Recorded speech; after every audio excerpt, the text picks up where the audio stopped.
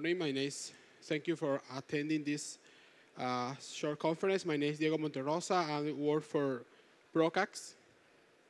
Procaps is a Latin American largest producer. We have plant in Colombia, the main plants in Colombia, but we also have plant in Brazil, Venezuela, and our export reaching more than 42 countries.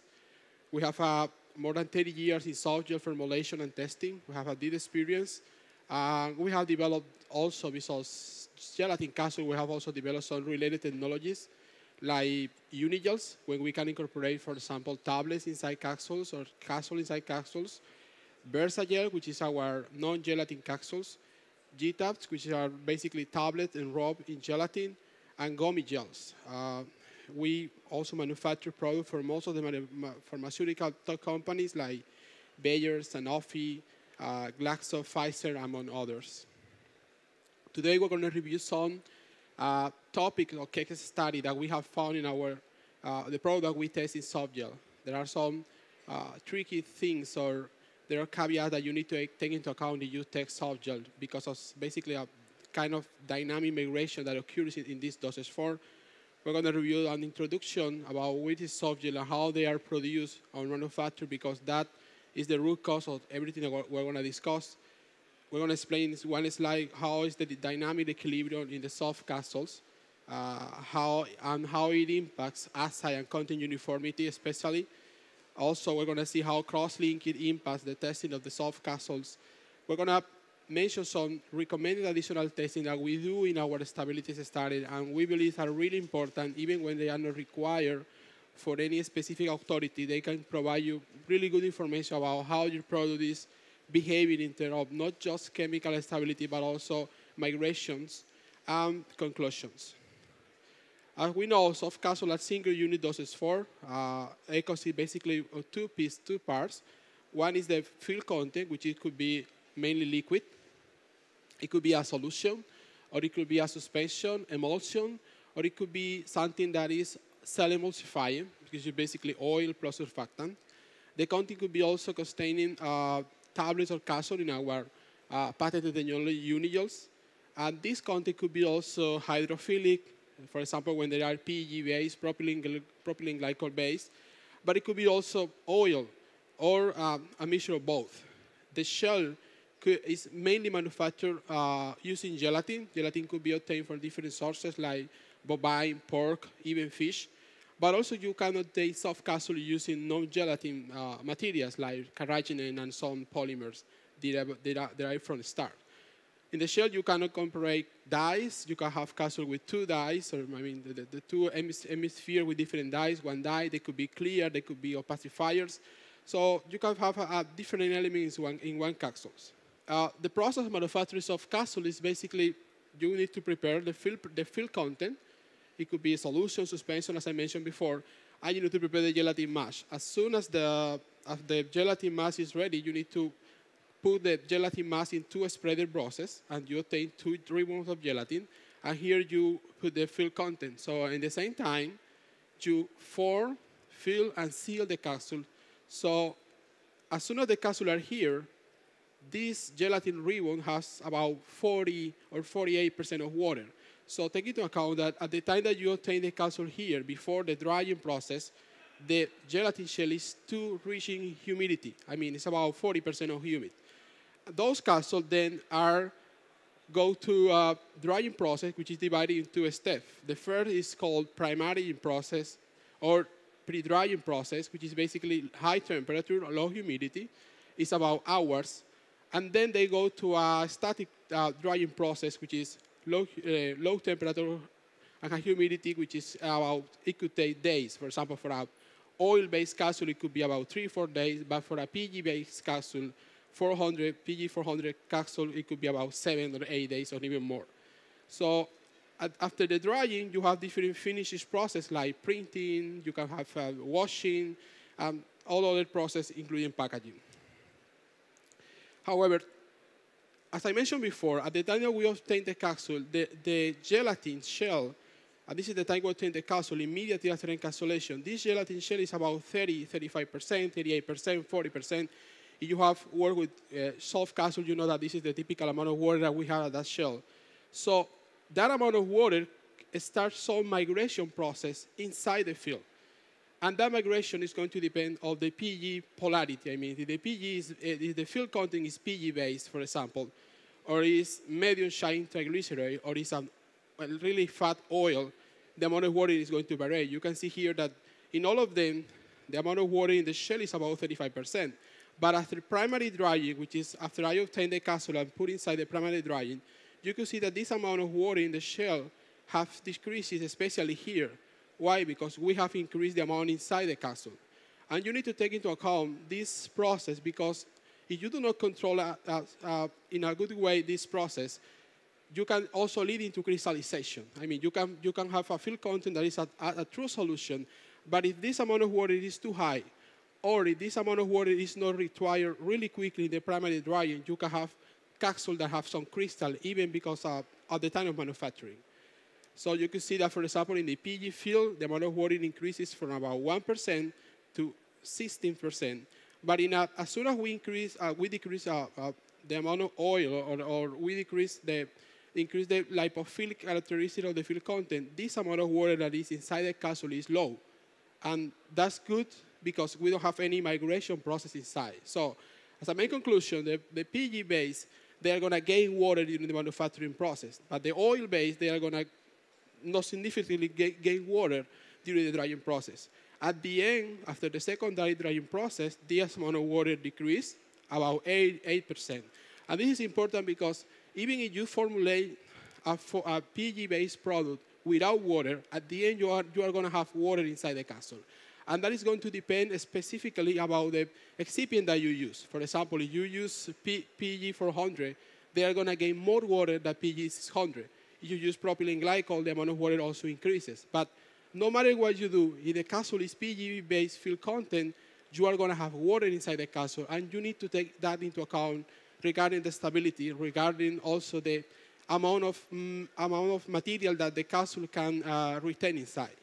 You see here, the other field content, which is our more oil-based, the amount of water is almost is zero.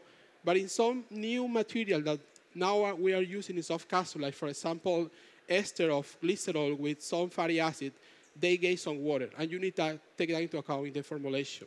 So at the end, you have a field content that is diluted, and that is going to affect your assay specifically, and also impurities. What I showed before is something that is normal in the manufacturing of soft capsule, but it's something that needs to be controlled. Let me say in other words. If I formulate correctly the product, if I manufacture correctly the product, that phenomena, the one that I showed before, is something that you cannot avoid. You're going to live with that amount of water in your product.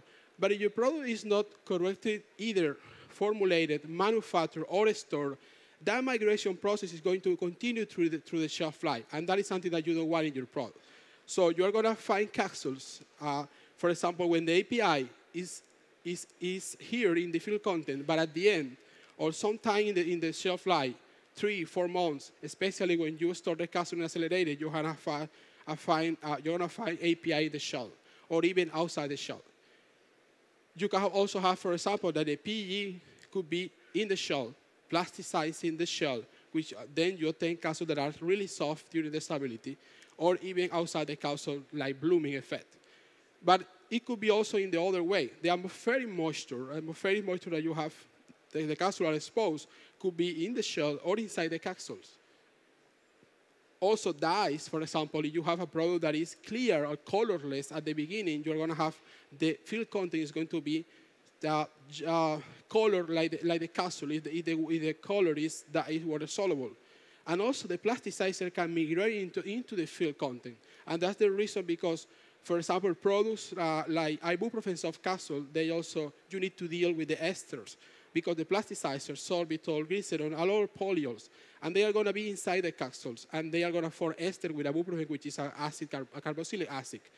But the amount of ester is going to depend on the amount of plasticizer that is inside the capsule. And that amount is going to depend on your formulation, on how you manufacture the product. So depends on the amount and the manufacturing process, you are going to deal with a huge amount of ester or not.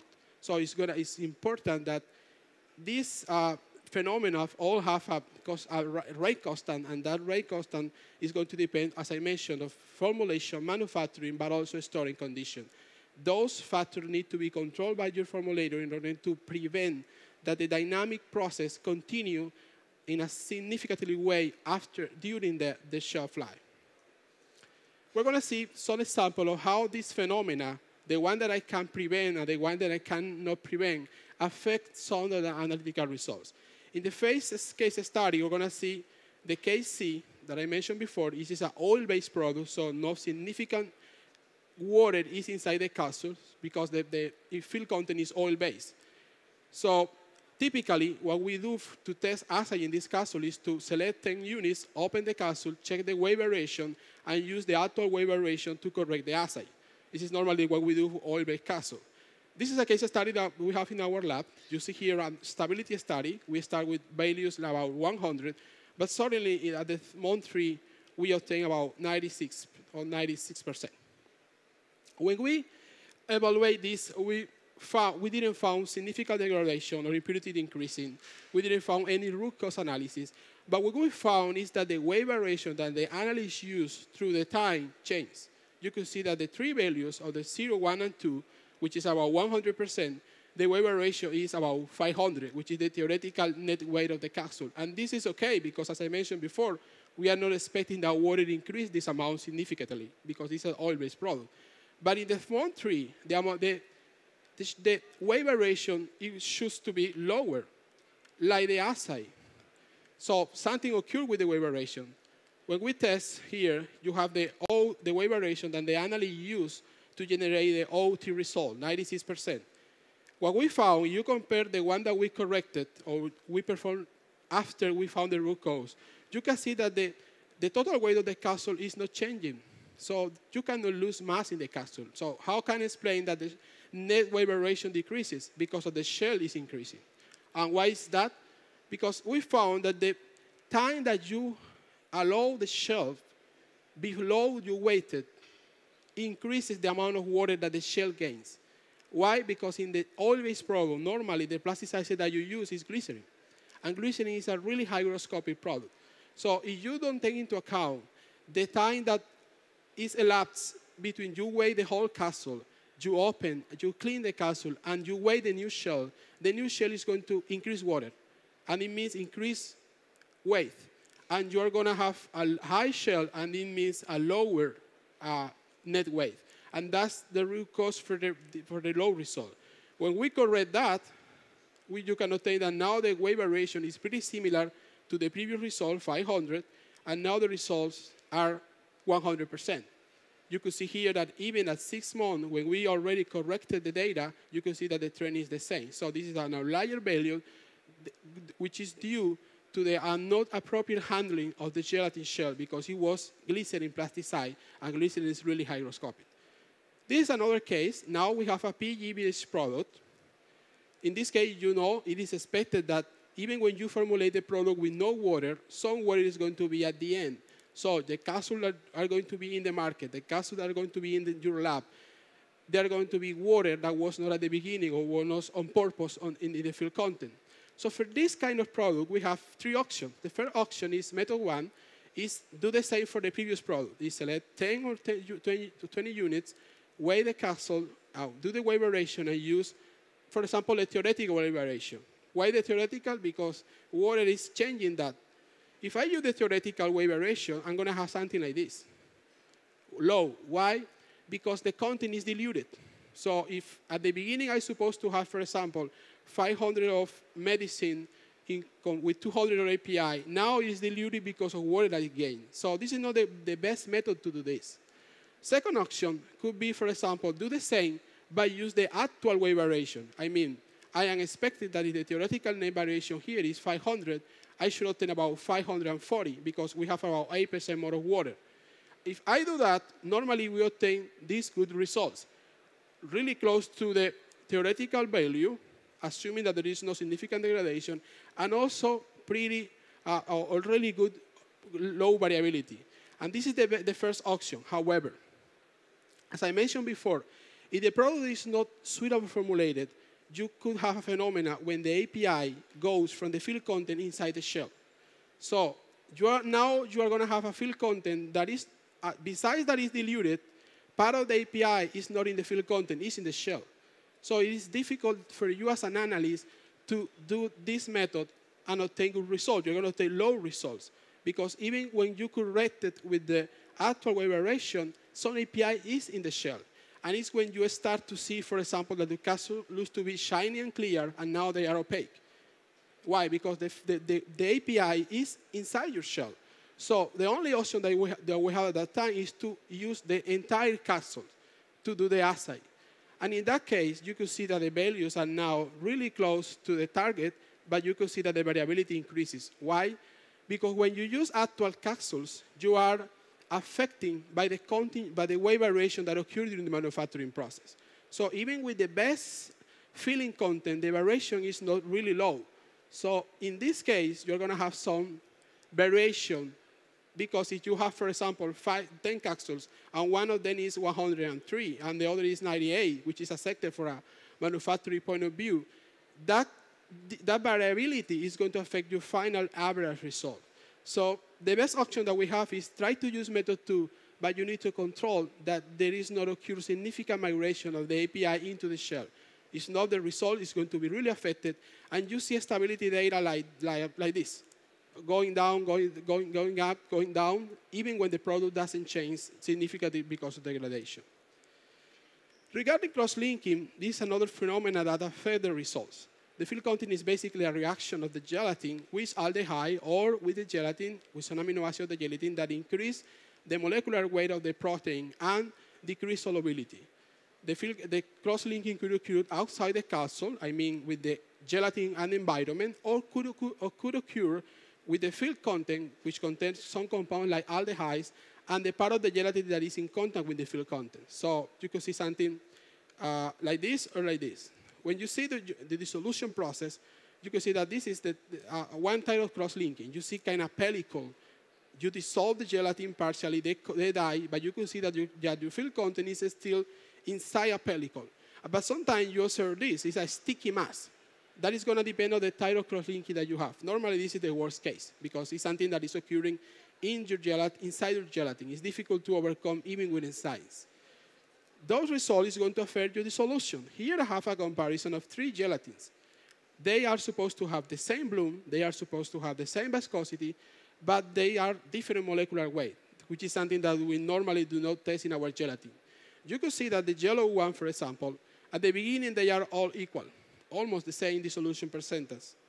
But when you check here, the yellow one is decreasing, and also the red one. But you can see the blue one is almost the same result of dissolution after 1 month of stability. This gelatin, for example, has the lower molecular weight and also have a really control of the molecular weight change to prevent cross-linking. But you can see that in your product. The dissolution is decreasing because of the enzyme. So something that you can use to overcome this problem, as soon as it's not something that you correct in development or formulation or manufacturing, is the use enzyme, which is allowed by the USP and different pharmacopoeias. But for example, they recommend to use pexine when the pH is from 0 to 6.8. But pexine doesn't work higher than 4. So now USP is changing. Now it's allowing to use bromelain or papain. I don't know if you're aware, but there is an actualization or update of this chapter, and they are using new enzymes because of that. Also, if your method dissolution method use surfactants, you cannot put at the same time enzymes and surfactant because surfactant affect the enzyme. So you need to define what is called a two-tier method. When you first put the capsule with enzyme, and when the capsule is open, you can add the surfactant, but you have a limitation that the time of contact between enzyme and capsule should be no more than 10 minutes. So, based on our experience, we are recommended that you, as a person that tests soft gelatin capsule, that do stability, try to check additional tests that normally we don't pay attention to much, like weight variation. I don't know if you happened before, but you could see capsules that they are a good shape at the beginning, but after 2 or 3 months, they are trying to collapse. They look like some field content is lost. That is because it's migrating into the shell. So the weight variation will show you that. Sometimes you don't see it because it's not significant. But if you test weight variation, you can see that the total weight is okay, but the shell is increasing in the same amount that the field content is decreasing. And that means that you're going to have API in your shell, so you need to develop methods that are suitable to detect the API of the impurities in those conditions. Also, the shell moisture content and the field content moisture can allow you to know if you are gaining moisture from the environment or your packet condition is okay. Rupture time and disintegration. Normally, we are okay with the solution, and you say, for example, 80% at 45 minutes. And you say there is no change. But if you do the solution profile, or if you do disintegration, or a specific rupture time, you can see that this cross-linking is occurring. Because when cross-linking is occurring, the first results that are affected are the earlier point.